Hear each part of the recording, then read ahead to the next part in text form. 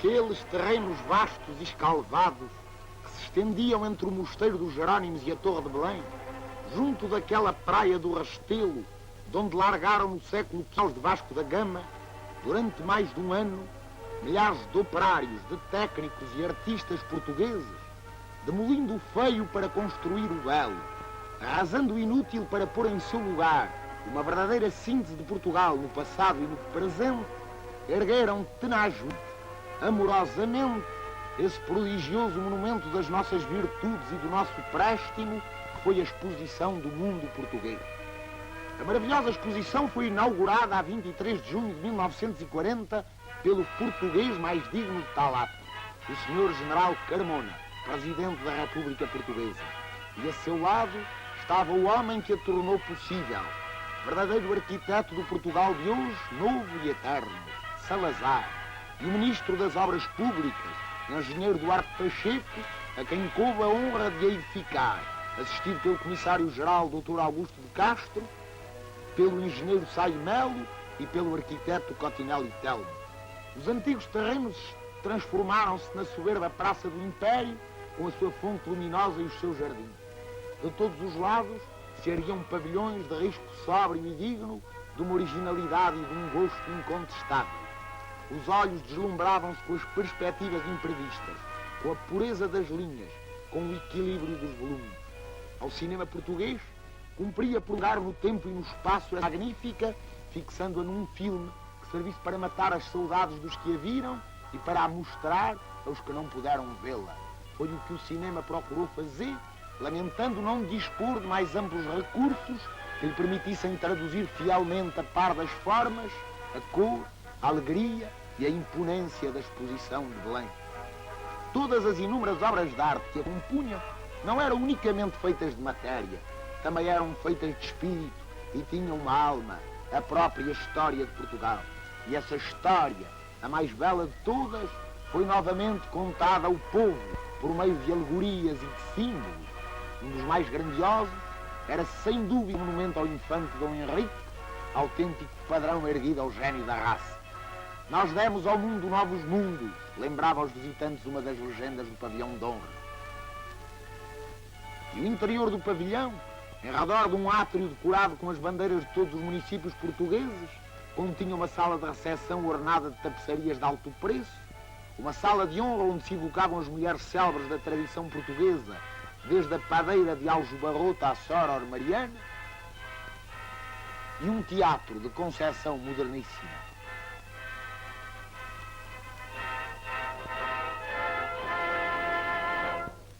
Ao lado do pavilhão de honra e fazendo corpo com ele, para melhor honrar e destacar a capital do Império, erguia à sua alta torre o pavilhão de Lisboa.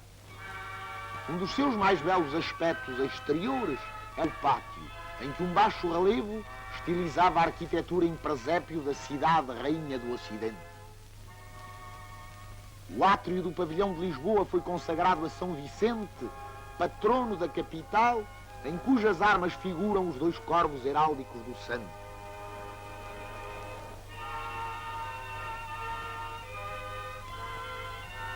Ali estava a grade que durante 4 séculos serviu de porta a uma das capelas da Sé. Um cofre guardava o foral de Lisboa, otorgado em 1179 por Dom Afonso Henriques. 2 trípticos evocavam o cerco e a tomada de Lisboa aos moiros, e o pintor, a exemplo dos antigos, emprestou às figuras as feições de alguns distintos uliciponenses.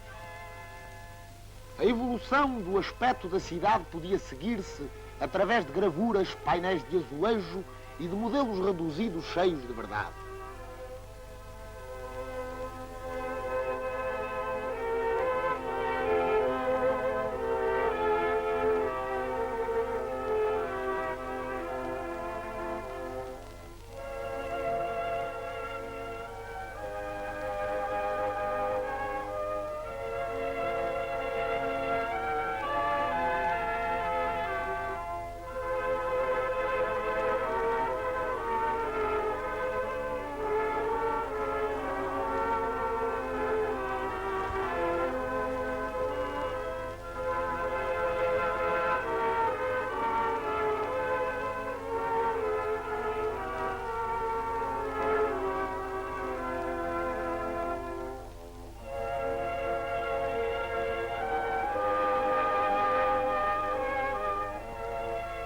não se evocava apenas a Lisboa do passado e a do presente. Visionava-se a Lisboa do futuro, através do plano de urbanização elaborado pela Câmara Municipal.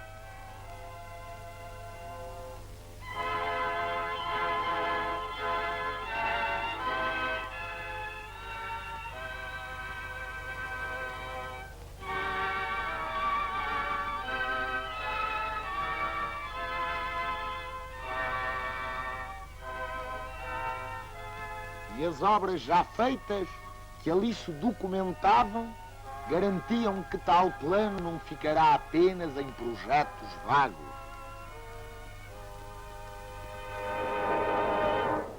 Somos pátria e nação há 8 séculos, rezava outra legenda. E o que durante esses 8 séculos sonhamos e realizamos, podia ver-se claramente através dos pavilhões da secção histórica. O primeiro deles era o da fundação. Quando Portugal nasceu, fundou-se a nação que maior influência teria no mundo. Quem fundou Portugal? O seu primeiro rei, Dom Afonso I, filho do conde Dom Henrique de Borgonha, cuja árvore genealógica se pintou numa parede.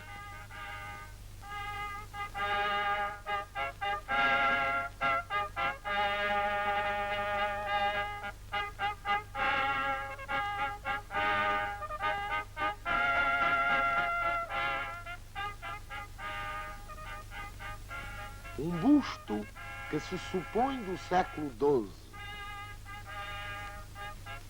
A lâmina da espada que se encontrou no túmulo de Coimbra e uma estátua de enormes proporções, a cujos pés ardia a chama da memória, homenageavam o fundador.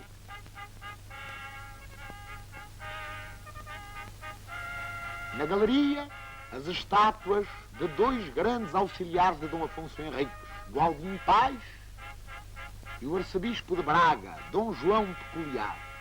Uma ponte monumental conduzia à sala dos documentos, onde se expunham a bula do Papa Alexandre III, em que a Santa Sé reconheceu o fundador como soberano, e a carta em que pela primeira vez Dom Afonso Henriques usou o título de Rei de Portugal, como se lê nas palavras que se reproduziam em ponto grande.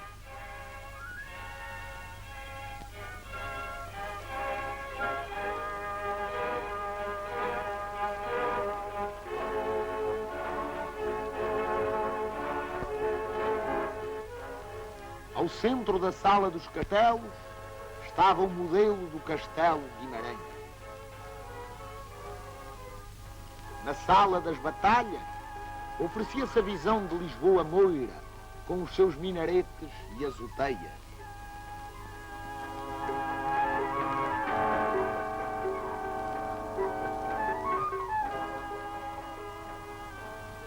Evocava-se São Tiago, inimigo de Mafoma, e exaltava-se um dos mais altos feitos da tomada de Lisboa, a morte de Martim Muniz na porta do castelo de São Jorge.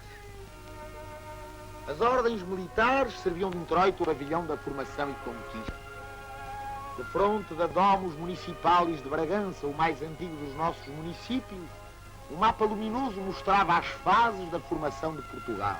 Outra sala era dedicada aos descendentes de Dom Afonso I, povoaram o território e acabaram de divulgar o pensamento e a língua portuguesa, foi El Rei Dom Denis.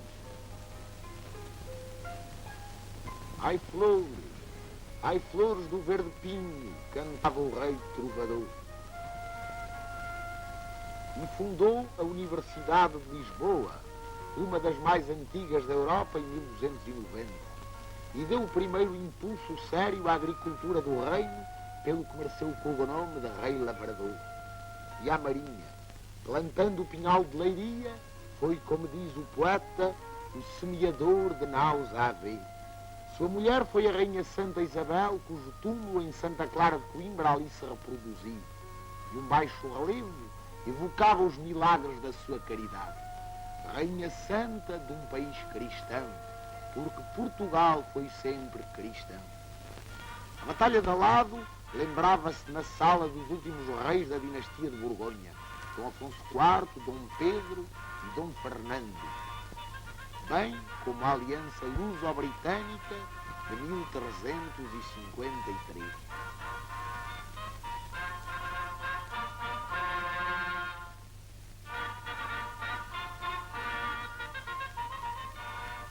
figura do condestável Dom Nuno Álvares Pereira erguia-se no limiar do pavilhão da Independência. As pinturas murais da sala de Dom João I reproduziam o seu casamento com Dona Filipa de Lencastre. O grande legislador João das Regras e São Jorge, patrono do reino. Uma estátua do rei de boa memória tinha aos pés o seu elmo de combate.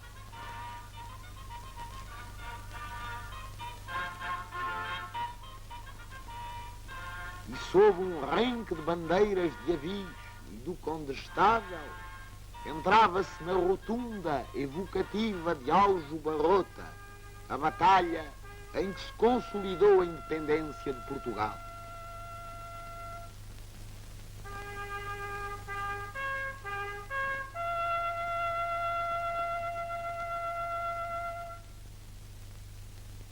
Uma cripta imponente abrigava as cópias dos túmulos do mestre de Davis e de Dona Filipa de Lencastre, cujas estátuas jacentes mantêm através dos séculos a mesma atitude que tiveram na vida, de mãos dadas.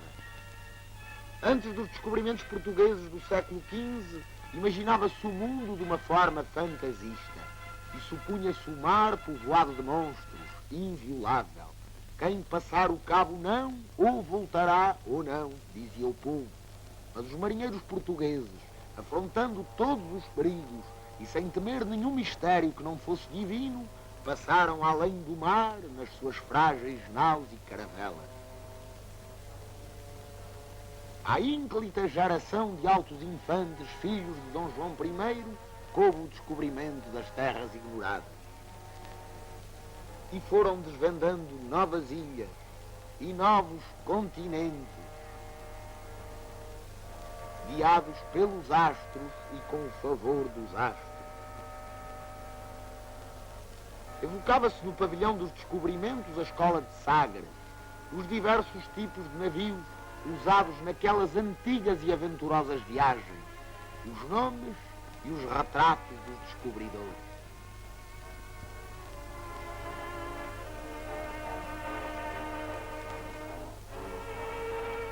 Dom Afonso V, grande impulsionador da marinha portuguesa, tinha a sua sala própria.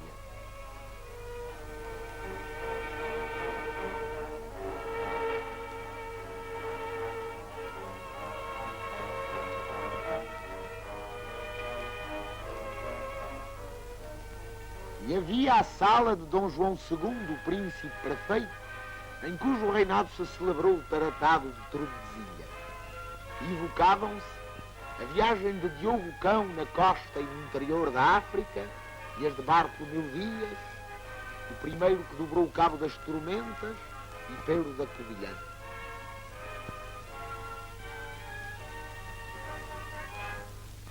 A sala de Dom Manuel, além de um grupo alegórico tendo por figura central o rei venturoso, continha 2 painéis. Lisboa, o grande entreposto do comércio mundial no século XVI,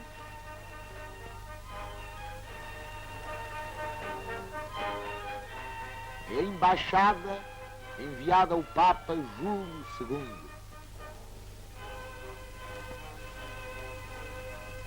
Homenageavam-se também os cartógrafos, cronistas e cientistas do tempo, reproduzindo as suas mais belas rosas dos ventos e os frontispícios das suas crónicas e livros de marinharia.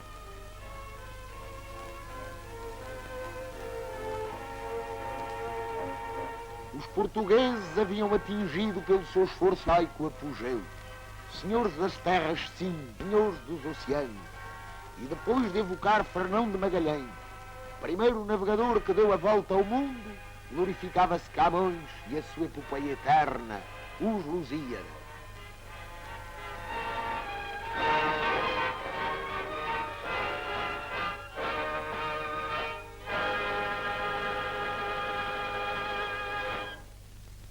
À morte de Camões sucederam 60 anos de luto e cativeiro.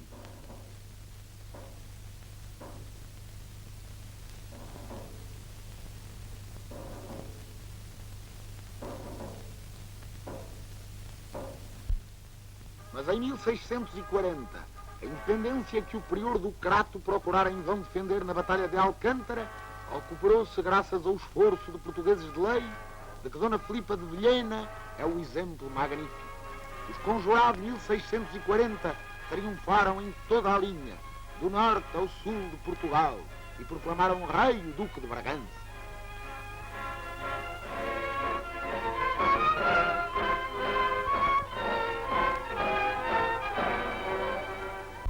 Dom João IV e os seus descendentes, em 28 anos de lutas porfiadas, vencendo em Vila Viçosa, em Elvas, no Lamachial, em Montes Claros, com a ajuda de Deus e de Nossa Senhora, consolidaram definitivamente a independência de Portugal.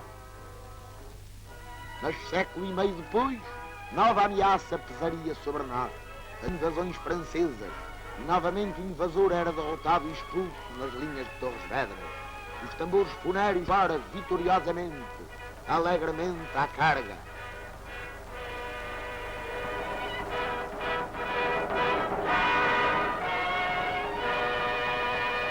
Mais uma vez, portugueses sabiam salvar a sua pátria, essa ditosa pátria, nossa amada, que esta magnífica estátua simbolizava na Praça do Império. Erguia-se ela diante do pavilhão dos portugueses no mundo, onde se condensou numa síntese perfeita toda a nossa ação exterior no tempo e no espaço. Na sala da Europa política mostrava-se a árvore genealógica dos chefes das nações católicas europeias descendentes de Dom Afonso Henrique.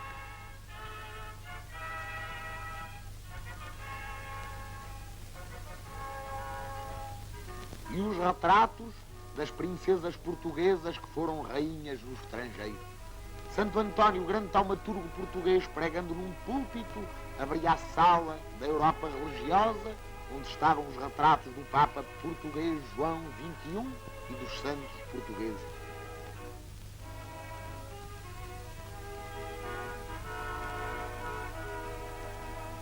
Na sala da Europa militar, recordavam-se as intervenções dos soldados portugueses nas guerras e pelejas estrangeiras, desde o século XII ao século XX, sem esquecer o famoso torneio dos 12 de Inglaterra.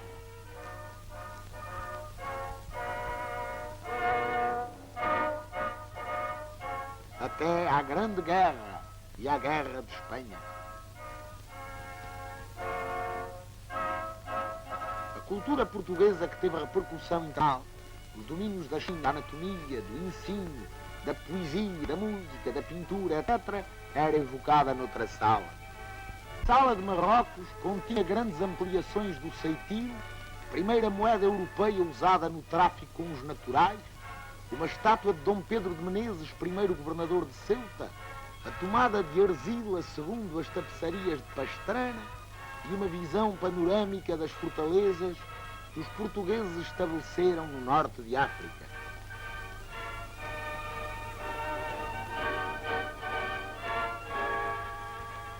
Confinava com ela a sala da fé e dos sacrifícios feitos em Marrocos, com a figura de Dom Sebastião cavalgando na sua louca, mas maravilhosa aventura de Alcácer Quibir, a imagem de Santa Maria da África, que o infante Dom Henrique mandou para Ceuta, e a estátua de Dom Fernando, o infante santo, que morreu prisioneiro em Fez, para que Ceuta se não perdesse. A sala da costa mediterrânica lembrava o auxílio dos portugueses em Orã, os grãos-mestres da Ordem de Malta. Vinha andar em busca do reino do Prestes, onde dedicou-se uma sala. À Índia houve uma das mais imponentes. Uma cruz cristã sobrepunha-se a um enorme baixo relevo doido da Trimurti do Templo do Elefante. E nas paredes alinhavam-se as figuras de todos os grandes da Índia. Os Cotinhos, os Ataídos, os Noronhas, os Mascarenhas, os Menezes. Ao centro, os vice-reis encimados pelos quatro maiores: Dom Francisco de Almeida, Dom Vasco da Gama, Dom Afonso de Albuquerque e Dom João de Castro. Em torno do dragão simbólico do Celeste Império, na sala da China, viam-se pinturas à maneira das que ornam a porcelana, tendo por motivos principais a deusa chinesa da misericórdia inspirada em Nossa Senhora e o evangelizador São Francisco Xavier. Na sala do Japão, as paredes tinham a forma de um biombo, onde as figuras descreviam a influência cultural e religiosa dos portugueses no Império do Sol Nascente. E nela avultava uma imagem japonesa da Virgem Santa Maria.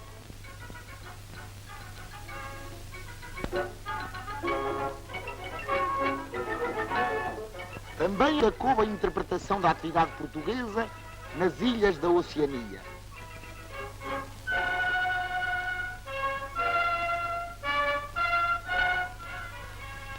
Na Sala das Américas, a ação dos portugueses no novo continente era dada por pitorescos tótems,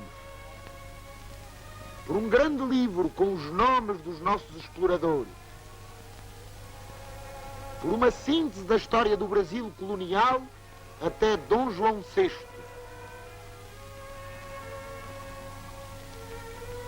E por dois painéis, representando as expedições, outro, a aventura de Aleixo Garcia no Peru em busca do Eldorado. Um quadro evocava uma batalha entre portugueses e holandeses durante as lutas do século XVIII. Uma rotunda foi consagrada aos deuses de Camões, cujos favores a Portugal o poeta cantou simbolicamente nos Lusíadas. Minerva, deusa da sabedoria. Marte, deus da guerra. Neptuno, deus dos mares. Vênus, deusa da formosura e do amor. Vulcano, deus do fogo. Mercúrio, deus do comércio. A passarela do padre Bartolomeu de Gusmão, o primeiro que tentou navegar pelo espaço, emparelhava com o gráfico das grandes viagens aéreas portuguesas. A mais célebre de todas, a de Gago Coutinho e Sacadura Cabral, que em 1922 atravessaram pela primeira vez o Atlântico Sul, rememorava-se com a presença do avião Santa Cruz em que voaram. Nas salas do Brasil colonial, resumia-se graficamente a origem e formação portuguesa dos Estados Unidos do Brasil, o único Estado estrangeiro convidado a participar na exposição do mundo português. O seu pavilhão, muito bem concebido e executado, abria com os bustos dos chefes, o Dr. Getúlio Vargas, Presidente da República Brasileira, e o General Carmona, Presidente da República Portuguesa. Evocavam-se os três grandes precursores brasileiros da aviação, Bartolomeu de Gusmão, Santos Dumont, Augusto Severo. Documentavam-se as instituições nacionais da saúde pública e da assistência, o Instituto de Medicina Experimental e o Departamento Nacional da Criança. E celebrava-se o esforço da imprensa brasileira, desde os fundadores até o desenvolvimento atual, com os seus 236 diários, 1.100 periódicos, 700 revistas. A secção do Departamento Nacional do Café distinguia-se pela maneira impecável como era distribuído e servido o seu saborosíssimo produto. E organizou-se uma bela exposição de arte brasileira contemporânea.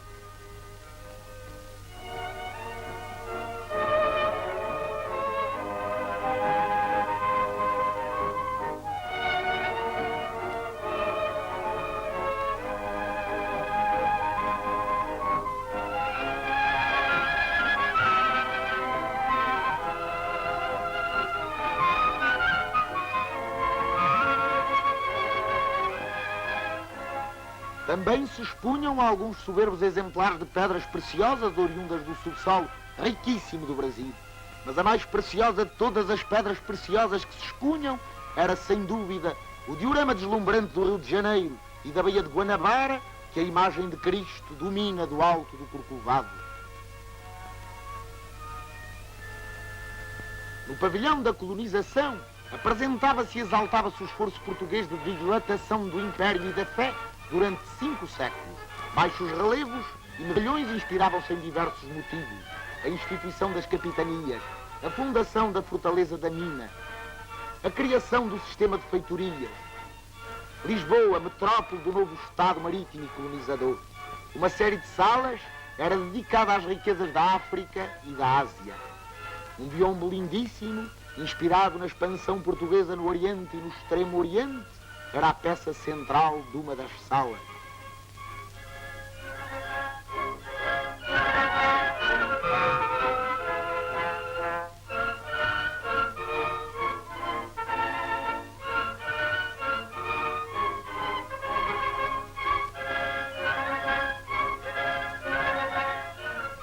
reproduzia-se a tapeçaria de Viena da Áustria com a entrada de pau de Dom João de Castro em Goa em 1547.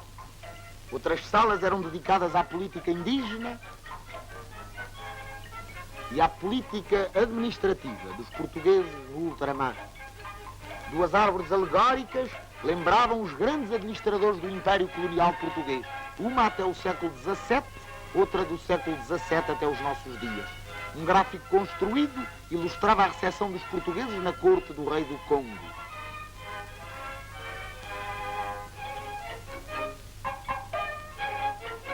Outro, o famoso episódio do Moata Kazembo.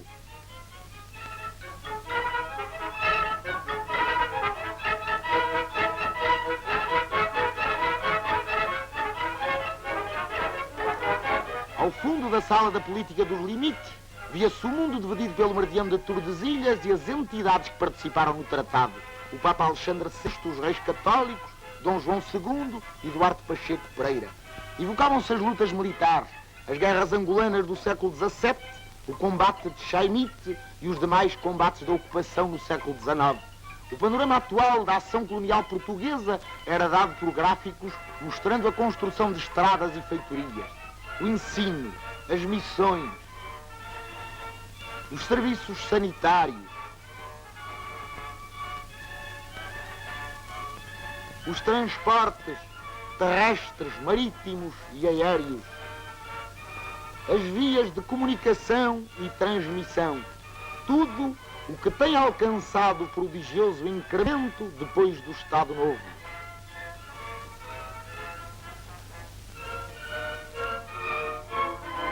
E recordavam-se alguns dos mais significativos momentos da história colonial portuguesa, desde a fundação da cidade de Luanda por Paulo Dias de Novaes, até às viagens presidenciais do chefe do Estado e do Ministro das Colónias em 1938 e 39. 3 vitrais, ação missionária, Ordem de Cristo. Ao serviço de Deus, figuravam no transepto da Capela da Fé. Ao centro da nave, venerava-se o beato João de Brito, agora canonizado pelo Papa Pio XII.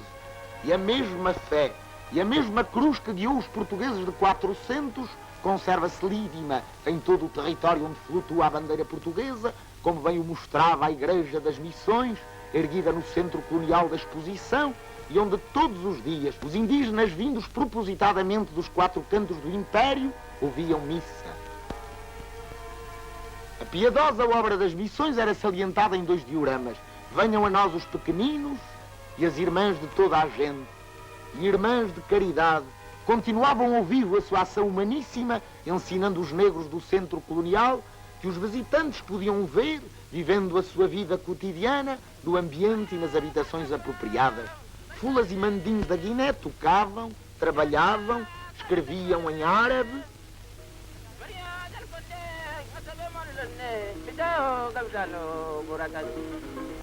e dançavam os seus animados batuques.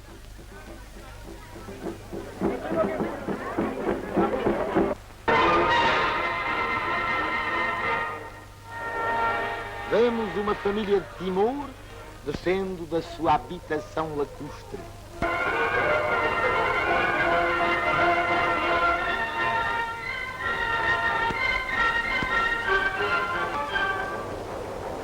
A uma rua típica de Macau, com as suas lojas e o seu pitoresco.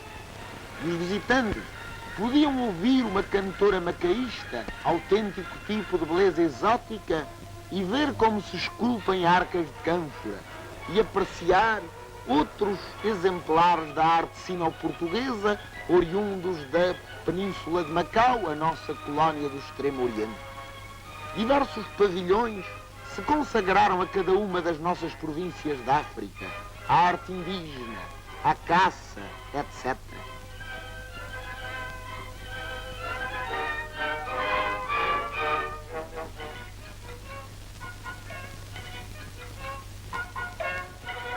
Podiam desfrutar-se aspectos da Índia, e todo um palácio se transformou em museu das matérias-primas produzidas pelas nossas vastas colónias ultramarinas. Uma esfera armilar, envolta pelo zodíaco, mostrava pela diferença das horas nos diversos lugares que o sol está sempre a iluminar um cantinho português. E o monumento celebrava os 5 séculos de colonização portuguesa em 8 séculos de história. De noite, a exposição iluminada oferecia aspectos surpreendentes.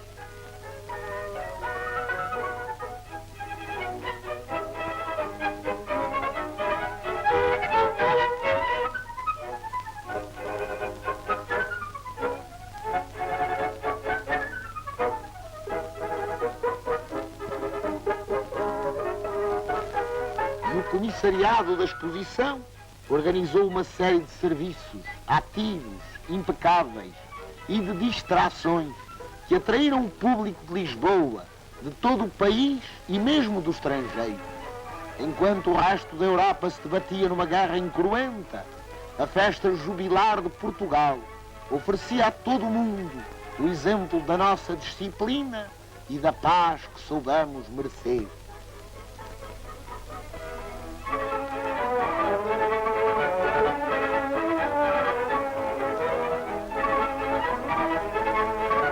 O bairro comercial, construído ao estilo do século XVI pela Associação Comercial de Lisboa, era um dos recantos mais agradáveis do enorme recinto. O ambiente quinhentista parecia evocar as melodias de Damião de Góis. E os arruamentos tinham nomes saborosos: o Beco das Três Pernas e o Largo de Ver e Crer, como São Tomé.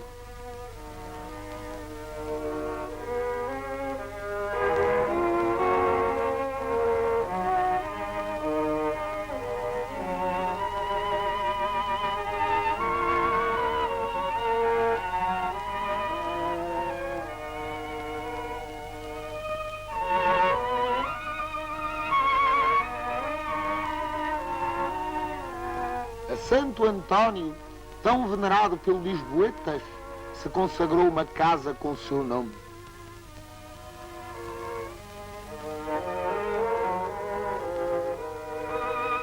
Aquele português que usou no século o nome de Fernando Muniz de Bulhões, que foi doutor de Coimbra e marinheiro, era evocado ali através dos seus milagres, da sua iconografia e das suas relíquias.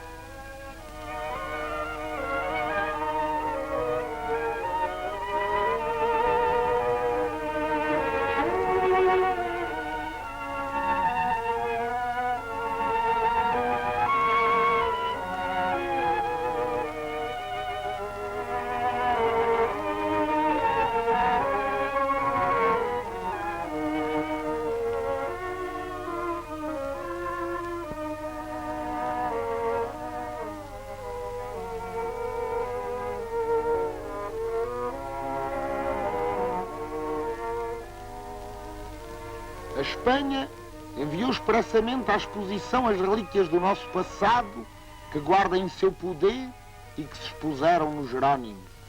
Entre outras vieram as tapeçarias de Pastrana,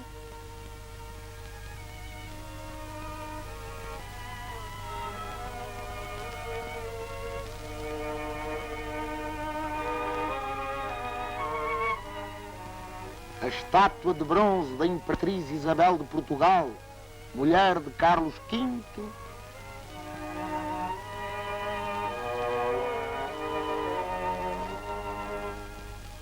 e a armadura del Rei Dom Sebastião.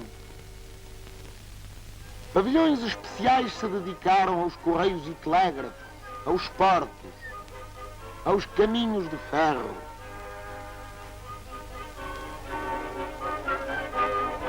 E chegamos ao centro regional, a grande revelação de Belém, pois veio demonstrar que o povo português, a gente humilde das aldeias, conserva um potencial artístico notável, inspirado nas mais puras fontes da tradição.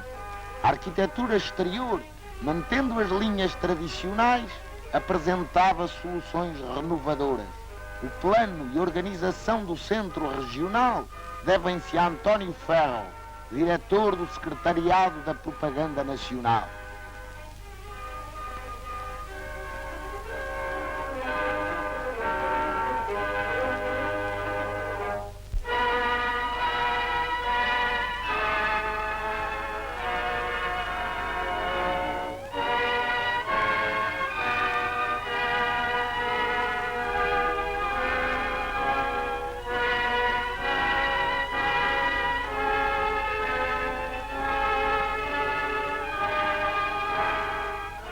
pavilhão da vida popular abria sob a égide dos três santinhos do povo: Santo António, São João, São Pedro e de Nossa Senhora do Mar. Um carrossel das artes e ofícios, verdadeiro índice do centro regional, era o enlevo dos visitantes.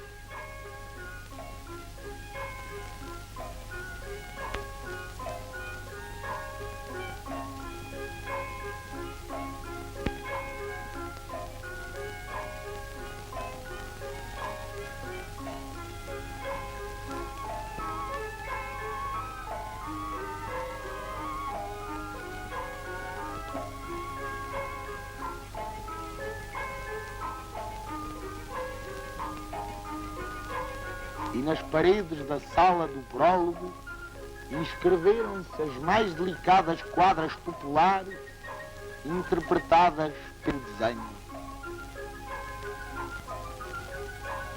Alentejo não tem sombra senão a que vem do céu. Abrigue-se aqui, menina, debaixo do meu chapéu. Se aonde se mata um homem por uma cruz é preceito, tu deves trazer Maria um cemitério no peito. E podia ver-se o trabalho paciente e dado dos artistas da filigrana, processo originalíssimo de fabricar as joias mais portuguesas.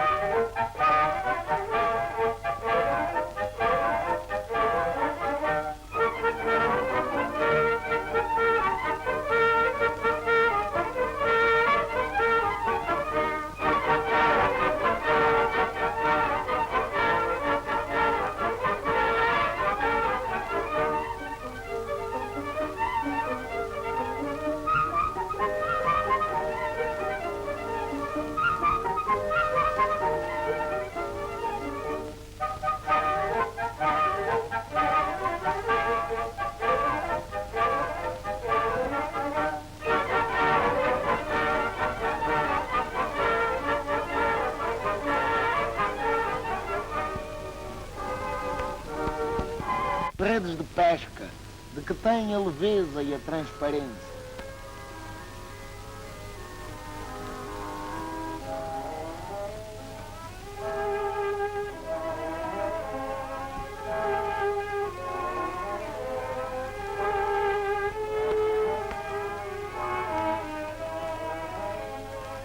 No pavilhão da terra e do mar, mostravam-se os modelos dos barcos que se utilizam na nossa costa, desde o Minho ao Algarve, embarcações à vela de linhas graciosíssimas.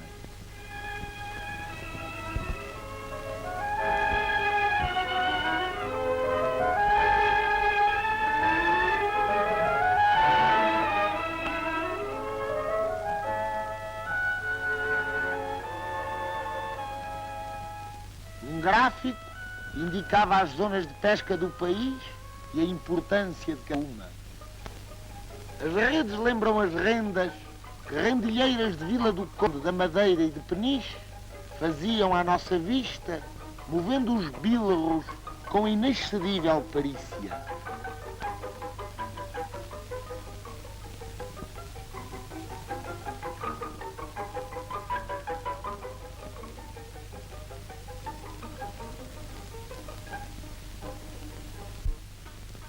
Quem não tem que fazer, faz colheres.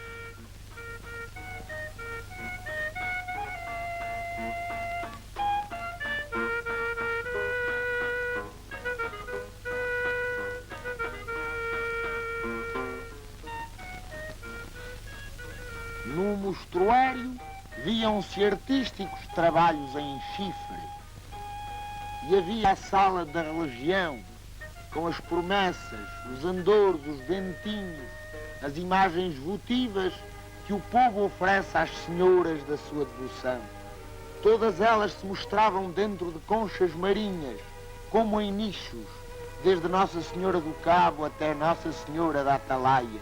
E havia ampliações de registros dos santos populares, em cuja honra são celebradas romarias, com festa rija e foguetório, pelo que a arte dos fogueteiros não foi esquecida.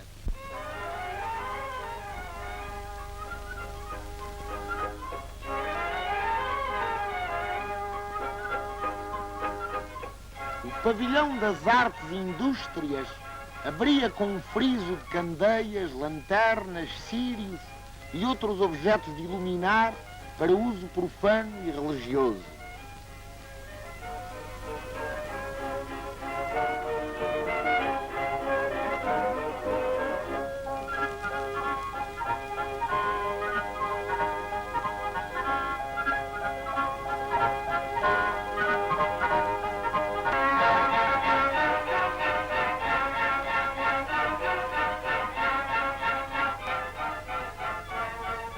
Outras artes e dons do nosso povo tinham ali também o seu lugar. A sabedoria dos adágios, a gravura, a poesia, a peletaria, a trapologia e a arte das flores artificiais, tão vistosas e coloridas.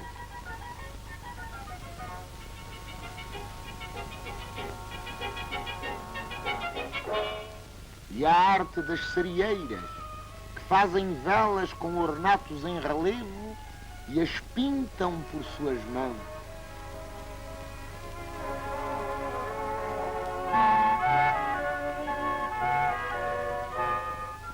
Assistia-se ao fabrico